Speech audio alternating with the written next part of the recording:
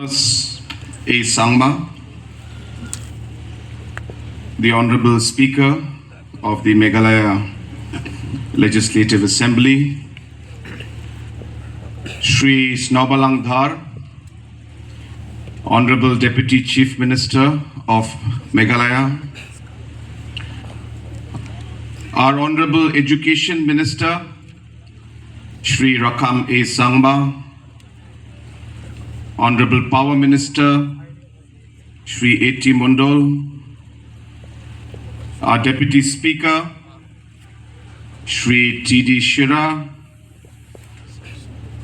all the Honorable MLAs who are present on the dais, our CEM of the Garo Hills Autonomous District Council, and all the MDCs,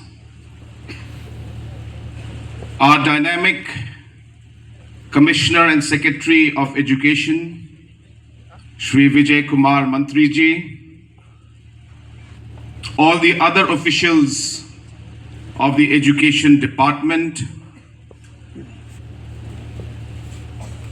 our most respected Vice Chancellor of the Capt. Williamson Sangma State University, Professor Vasanthi Vijaya Kumar, the family members of late Captain Williamson Sangma, our religious leaders from different faiths who are present out here today, all the other officials, stakeholders, principals, faculty, students, ladies and gentlemen. Today, indeed, is a red letter day for the state of Meghalaya. It will be a day that will be remembered as one of the most important turning points in higher and technical education in the state of Meghalaya. I thank God Almighty for the abundant blessings that He has given to our state and our people. And today is another example of the blessings that Almighty has showered upon the people of our beautiful state. I take this opportunity to congratulate our dynamic education minister, his entire team of officials who have worked tirelessly to make this program and also to make our vision, our goal of having our own state university a possibility today. They deserve a round of applause. I would urge all of us present here to put your hands together for Mr. Rakkam and his entire team, led by Commissioner Secretary, as well as our Director, and of course our newly appointed Vice Chancellor. I have a very good feeling about this university. And I know that things will go in the right direction. Apart from the prayers that Reverend Whitterfield had prayed this morning, our Vice Chancellor, an extremely experienced individual, who will be leading this team, Her name is Vijay. Vasanti Vijay Kumar. That means victory will happen. Our Commissioner Secretary, his name is Vijay Kumar Mantri also. So why will there not be victory? Ambrose, the Secretary, the meaning of the word is immortal and godlike. This university will be immortal. Our Director, Hazel, is a tree that gives fruits and nuts and shares all this fruit with the world. And the minister, whose name is Rakkam, I am told that he used to cry a lot when he was a baby. And he used to cry so much that nobody could stop him from crying. And no matter how much his parents tried to stop him, he would not stop. That is a kind of stubbornness and commitment that our minister has. And even today we have many examples of many people telling him, don't say, but he keeps saying. So, this is what the team that we have. And as we know, and people say, that when the time is right, and the right people are there, at the right moment, things happen. The meaning of Conrad is a counselor.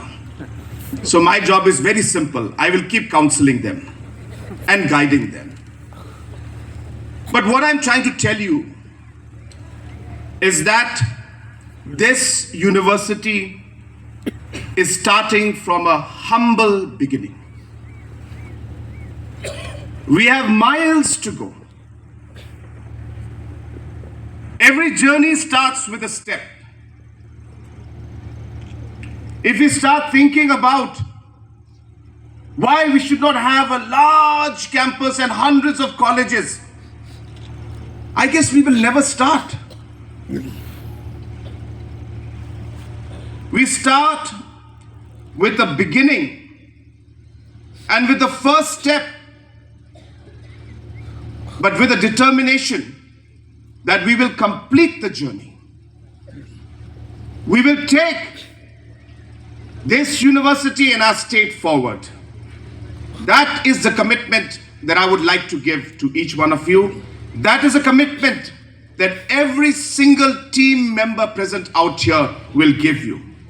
Honorable Deputy CM, you have mentioned about ensuring that this university spreads its wings across the state.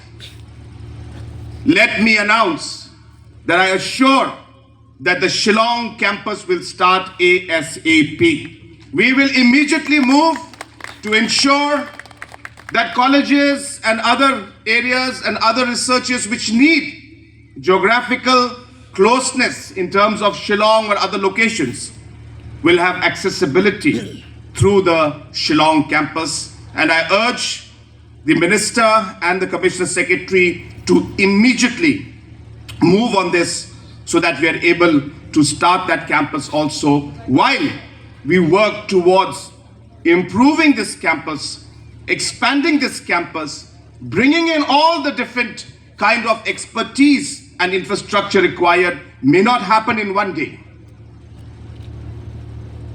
Rome was not built in one day. It takes time. But it is the vision and the determination of the people behind it which will make it happen. Friends, education has been a huge challenge for us. 7 years back, when I had taken over as Chief Minister, with the blessings of the Almighty, with the blessings of the people of our state, I had mentioned that education will be one of the important and priority sectors for us. We have heard many quotes of why education is important. And therefore, education is very crucial for us. And this program and this university today is a testament of our commitment to the priority that I mentioned. But what really is the issue? Why in education till today we face challenges in spite of so many things that we have done? It's because education is a very complicated sector. A lot of complications are there. Decisions are not as simple as they look. And it's a completely entangled knot and a system which needs to be slowly and steadily untangled. And after untangling them, reforms to take things forward take time for impact. Process has started, but it will take time. Just 2 days back, we had a wonderful cabinet retreat. For the first time, I'm told, I think in the country, this exercise has been done at this scale, where all the cabinet ministers, all the senior IAS officers, MCS officers, directors, close to about 100 of us, the deputy commissioners, we were in one hall, listening to each other of what one department is doing and what they help they need required from other departments. It was a beautiful exercise, went on for 2 days, and a lot of important aspects came out. I took out 7 slides from that presentation, excellent presentation given by Commissioner Secretary Education. And I want to share that with you. To give you a small glimpse, let me again reiterate, a small glimpse of what we face in education today. First slide. The screen is not fully coming. Just going to do it again.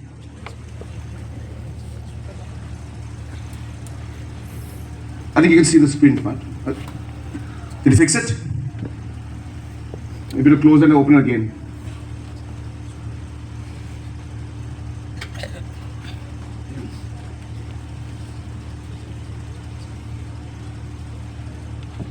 I think the people on the stage can, of course, can see the TV. Yeah, there we go. Please see this chart. In the first column, second column, you can see the population. 36 lakhs for Tripura, 29 lakhs for Meghalaya, 25 lakhs for Manipur, 19 lakh population in Nagaland. But you look at the number of schools that these states have. Tripura with a 36 lakh population has only 4,900 schools. Meghalaya with a population of 29 lakhs has got 14,582 schools. Manipur with a population of 25 lakhs has 4,600 schools. In terms of teachers, again, Meghalaya is at the top with 55,160 schools. These are all put together, private as well as government. And in the schools, if you look at it, the government schools, Meghalaya has got 7,783 schools.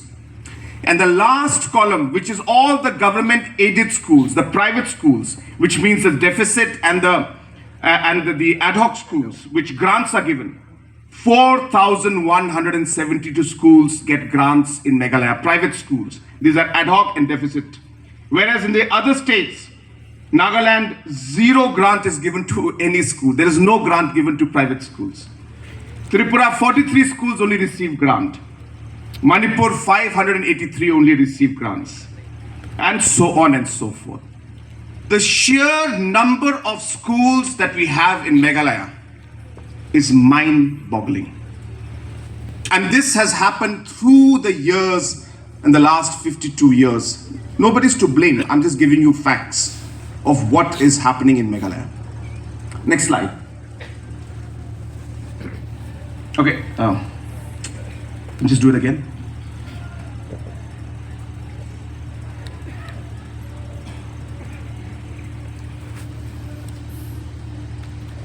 Yeah. This is a very interesting slide.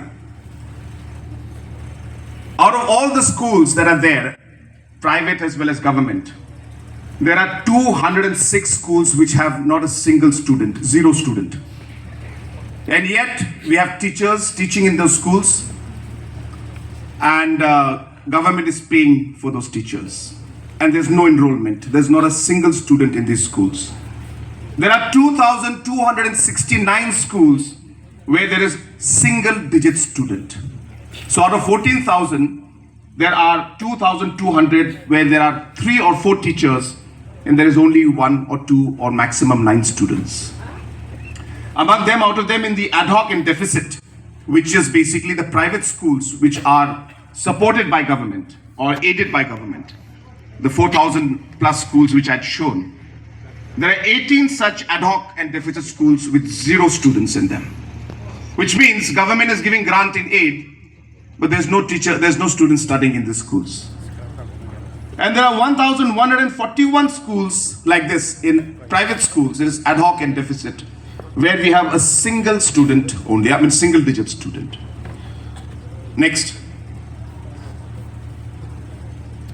Okay. We have 30 SSA schools with 0 students.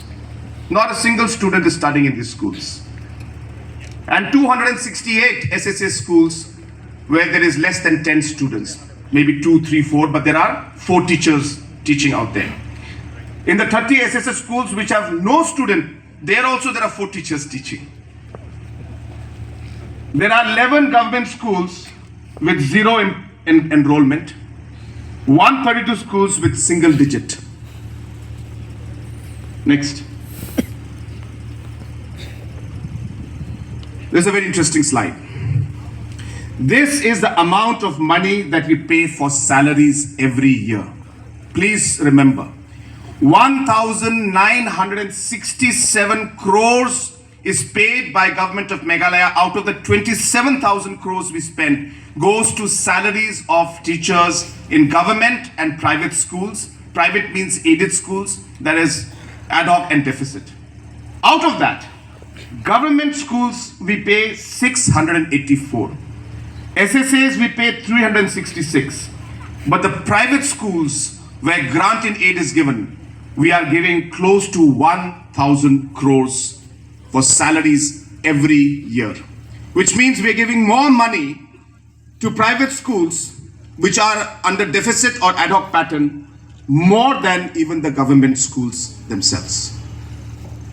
Next. Private colleges.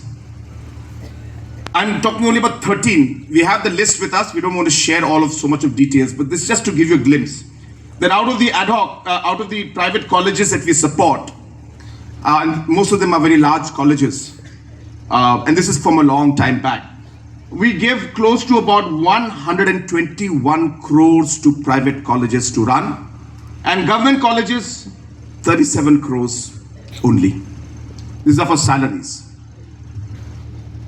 Next. This is the past percentage for the last 10 years in the state of Meghalaya, hovering at 50-55% every year. And it's been stagnant like this for a decade. I think the last slide. Next. Yeah, this is the last slide, just to give you an example.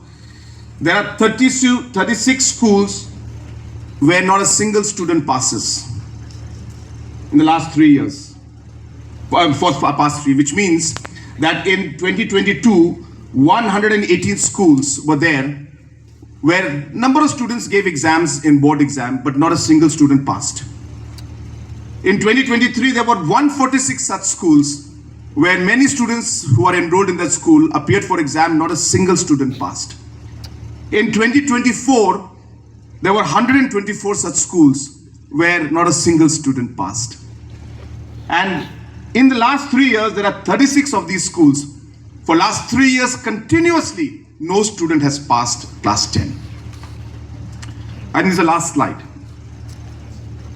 I didn't want to go into this actually, to be very frank. This is our headache and this is what we have to go through. And this is just a tip of the iceberg of what we are trying to share with you, to tell you the size of the problem that we face in front of us. It's huge.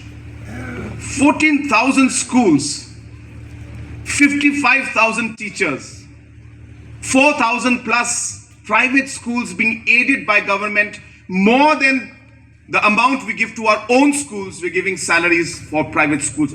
I'm not saying we don't want to, and I'm not saying that we shouldn't. We should. But this is just to put things in perspective, that this is what the government is doing today. And hence we need to take really tough calls. Some of you may ask me, then why aren't you closing these schools down?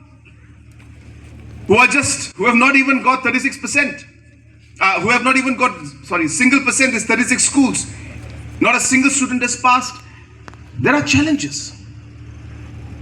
These are one of the most marginalized areas. So all this brings up a huge burden on us, and we are slowly and steadily entangling the knots. Yes, we may have to take some tough calls. You've seen the problem right in front of you, and I'll be happy to share this with with all of you and with the public at large, and I will be doing it very soon in a much more broader way. But these are the things that we face. But I'm on a positive note after coming out from all these negative things, because, to be frank, this is what we keep seeing every day, so it's not something new for us. But I'm sure it's an eye-opener for a lot of you, that you didn't realize what is happening in education and why it is so difficult for us to transform things in a matter of seconds or days or months or years also, because there is a lot of legacy issues which need a lot of time to be taken. We cannot simply strike out, saying that no more grants to be given. There's 1,000 crores of grants we give every year. That's enough for me to put up more than 200 new building schools, maybe 300 building schools with full infrastructure everywhere. But that's the kind of challenge that we face, and we're moving forward with it. But I just wanted to leave you behind with this small thought. Apart from that, I also want to share with you that a lot of positive aspects of development are happening in our state. I know this is politics, and so people prefer to look at the negative more than the positive. We may talk about all the 4,000 kilometers of roads that we have made, but in today's social media time, one pothole picture is enough to say, what about this road? What about this pothole?